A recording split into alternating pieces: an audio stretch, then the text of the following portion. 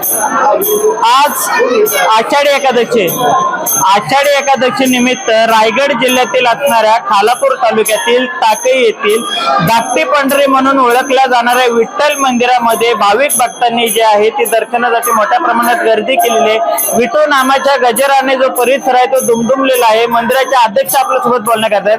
काय नेमकी मंदिराची आख्यायिका आहे आणि नेमकं काय सांगताय? रामकृष्ण हरी मंदिर हे धाकटी पंढरी आषाढी एकादशी मोठी पर्वणी आहे। ह्या ठिकाणी पंढरपूरला सुद्धा मोठ्या पर्वणीमध्ये असते आणि इथेशी सुद्धा 10-15 हजार लोक इथे रोज दर्शन घेऊन जातात। इथे तालुक्यातून आषाढीच्या दिंड्या येतात, म्हणजे पालख्या येतात आणि त्या पालख्यांचं स्वागत करण्याचं काम आम्ही करत असतो। त्यांचं दर्शन त्यांना देण्यासाठी VIP लाईन करून देतो आणि ह्या दृष्टीने आपली ह्या धाकट्या पंढरीमध्ये जास्तीत जास्त वैभव वाढण्यासाठी माझे प्रयत्न आहेत। आणि मी आधी झाल्यानंतर ह्या धाकट्या पंढरीचा कायापालट बराचसा करून ठेवले। त्याच्यानंतर त्या धाकट्या पंढरीमध्ये गुरुकुल चालू करायचे आणि गुरुकुल चालू असतात आख्यायिका म्हणजे अशी शिक्षण संस्था चालू करायची। आणि शिक्षण संस्था म्हणजे यासाठी की या ठिकाणी गुरुकुलमधून प्रवचनकार कीर्तनकार पोरं तयार झाली पाहिजेत आणि ह्या अशी संकल्पना माझी आहे। आणि याच्यानंतर आषाढी एक आपल्या धाकट्या पंढरीची पंढरपुरामध्ये धर्मशाळा बांधण्यासाठी प्रयत्न चालू आहेत आणि त्यासाठी ते आम्ही प्रयत्न करणार की ह्या तालुक्यातून जे जाणारे भाविक आपल्या पुढे त्या विनामूल्य त्या धर्मशाळेत राहू शकतील आणि ह्यासाठी आमचे माझे प्रयत्न असतील आणि ह्यासाठी आपण जे प्रयत्न होतात आणि आपला जे भाविक लोक येतात त्यांचे सर्वांना विनामूल्य स्वागत चांगल्या पद्धतीने करत असतो।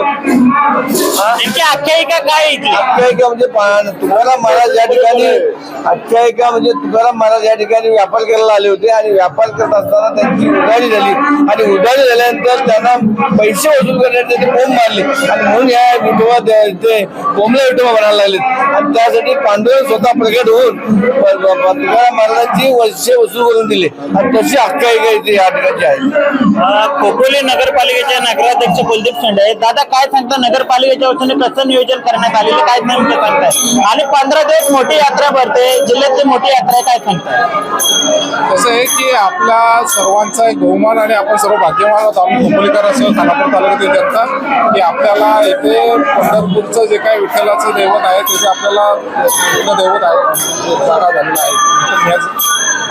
पांडुरंगाची मूर्ती आपल्याला इथे दर्शन आपल्या या नगर परिषदेच्या माध्यमातून आम्ही दरवेळेला 15 दिवस असतील सर्व सुखसोयी आरोग्याच्या बाबतीत असतील किंवा बाकी सर्व सुखसोयी देत असतो आणि या दिवसामध्ये सुद्धा आरोग्याची व्यवस्था चांगल्या प्रकारे आम्ही केलेली असते। विठोबा देवस्थान बाकी जे असेल त्यांच्या माध्यमातून सुद्धा चांगल्या प्रकारची सोय केलेली असते। पुन्हा एकदा आम्ही एकदा सांगतो की आमदार साहेबांच्या माध्यमातून एक पुन्हा एकदा 4-5 लाखाचा 5 CRचा फंड इथे देऊन भाविकांसाठी एक चांगल्या प्रकारचं नियोजन करण्याचं आम्ही योजलेलं आहे। अजून मंदिराचे काही त्रेटते आपल्या सोबत आहेत, काय सांगताय? कसं नियोजन असतात? फुल गर्दी झालेली दर्शनासाठी भाविक भक्त येतात, काय सांगताय? नमस्कार, मी डॉक्टर पाटील आपल्या ज्या विठोबा देवस्थानचे ट्रस्टी आहे। या ठिकाणी जो मगाशी मी बोललो होतो की भाविक या ठिकाणी जे येतात ते फक्त या ठिकाणी पंढरपूर नंतर तर दुसरं कुठलं जागृत देवस्थान असेल ज्यामध्ये स्वतः भगवंत अवतरी झालेले आहेत असे हे ठिकाण आहे।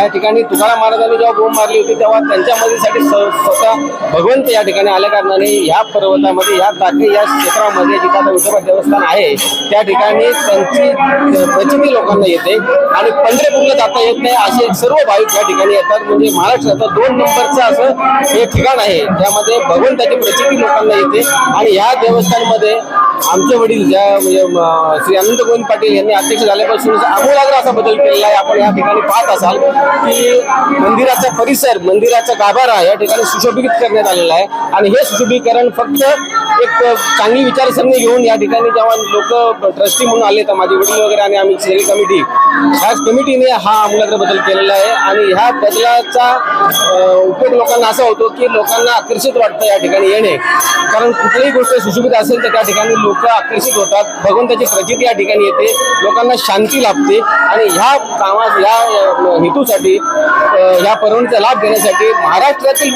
जे लोक भाविक आहेत ते या ठिकाणी येतात आणि त्याचा लाभ घेतात। तर आपण या ठिकाणी पाहू शकता अत्यंत भक्तिमय जे आहे वातावरण जे आहे ते या ठिकाणी झालेलं आहे।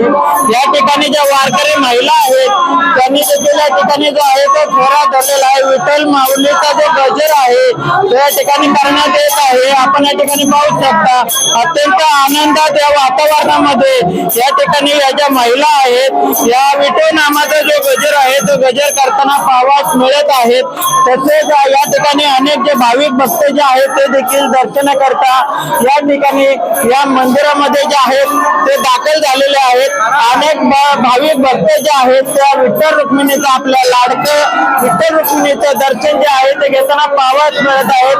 माऊली रामकृष्ण अरे आपण कुठून आलाय दर्शनाला? काय सांगतात? विठ्ठल नामाचा गजर होतोय दर्शनाला आलो. आपण कुठून आला ताई? आज विठ्ठल नामाचा गजर आहे. वरेडी वरेडी काय बोलाल? आज विठ्ठल नामाचा गजर होतोय. रामकृष्ण हरी बोलाल. रामकृष्ण हरी. बाबा किती वर्षापासून येत आहे दर्शनाला?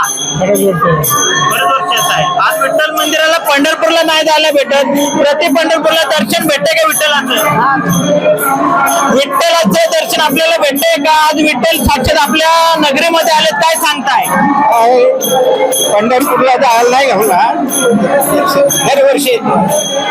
विठू नामाचा गजर होते, काय सांगताय नेमकं? इथे विठ्ठलाचा दर्शन होते. पंढरपूर इकडेच आमचं आहे, जाऊ शकत नाही म्हणून इकडे आम्ही दर्शनाला येतो. तर अनेक भाविक भक्त जे आहेत ते या ठिकाणी विठू नामाच्या गजरामध्ये जे आहेत ते जमून गेलेले आहेत. विठू नामाचा जो गजर आहे तो देखील या ठिकाणी होताना पाहावयास मिळत आहे. पोलीस प्रशासनाने देखील या परिसरामध्ये जो आहे तो मोठा असा पोलीस बंदोबस्त जो आहे तो देखील ठेवलेला आहे आणि अनेक जण या ठिकाणी येऊन दर्शन घेतल्याना पाहावयास मिळत आहेत. प्रसाद दत्त, निलेश मराठी, खालापूर, रायगड.